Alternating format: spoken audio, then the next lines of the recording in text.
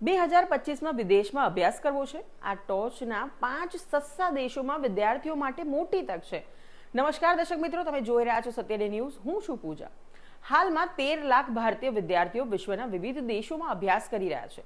દર વર્ષે લાખો વિદ્યાર્થીઓ વિદેશમાં ભણવા જાય છે અને આવું જ કંઈક 2025માં પણ જોવા મળશે. ભારતીય વિદ્યાર્થીઓ પણ એવા દેશોમાં ભણવા માંગે છે જ્યાં ફી ઓછી હોય.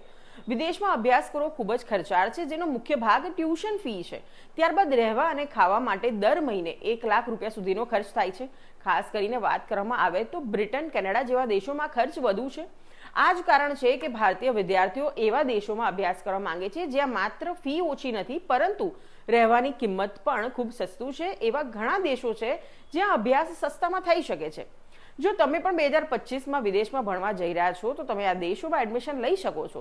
સસ્તામાં શિક્ષણ મેળવવાના કેટલાક ખાસ કારણો છે, જેમ કે કેટલાક દેશોમાં ઉચ્ચ શિક્ષણ સંસ્થાઓને સરકાર દ્વારા ભંડોળ આપવામાં આવે છે. સરકારનું વિઝન એ છે કે દરેકને શિક્ષણ મળવું જોઈએ.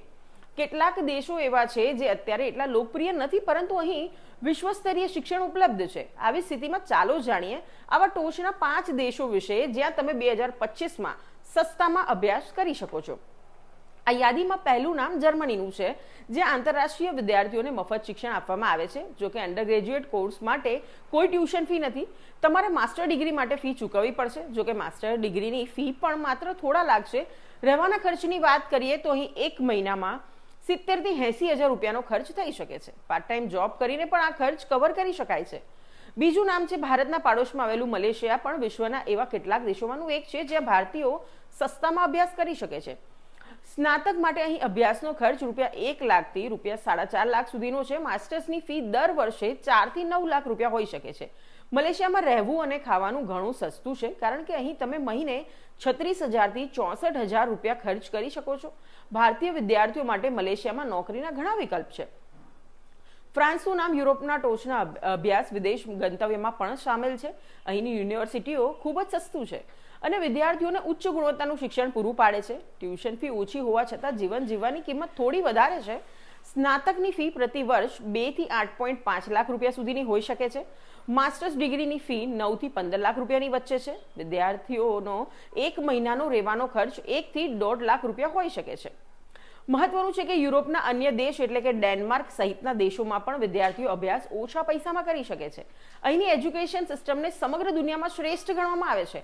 ખાસ કરીને ડેનમાર્ક એટલે કે વિશ્વના સૌથી સલામત અને શાંતિપૂર્ણ દેશોમાંનો એક ગણવામાં આવે છે. સ્નાતકની ફી અહીં 5 થી 14 લાખ રૂપિયા હોઈ શકે છે. આ સાથે જ્યારે માસ્ટર્સ માટે તમારે 9.5 થી 20 લાખ રૂપિયા ચૂકવવા પડી શકે છે.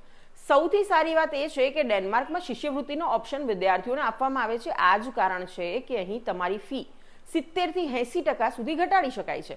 નોર્વે ભારતીય વિદ્યાર્થીઓ માટે વિશ્વના સૌથી સસ્તા દેશોમાંનો એક માનવામાં આવે છે.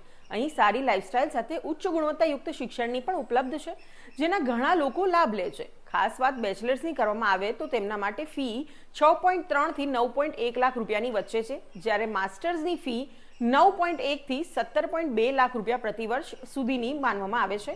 ભારતીય વિદ્યાર્થીઓ અહીં 80 થી 90,000 રૂપિયાના માસિક ખર્ચે રહી શકે છે. આટલું જ નહીં, આ સાથે નોર્વેમાં ઘણી પ્રકારની શિષ્યવૃત્તિઓ પણ આપવામાં આવે છે, જે અભ્યાસને સસ્તું બનાવે છે, જે લોકોના ખિસ્સાને પણ પોસાય છે. આવા બીજા વિડીયોઝ માટે તમે જોતા રહો સત્ય ડે ન્યૂઝ. જો તમે આ વિડીયો ફેસબુક પર જોઈ રહ્યા છો તો લાઈક અને ફોલો કરો, અને યુટ્યુબ પર જોઈ રહ્યા છો તો અમારી ચેનલને સબસ્ક્રાઇબ કરો. satyday.com આઝાદી સમાચારોની.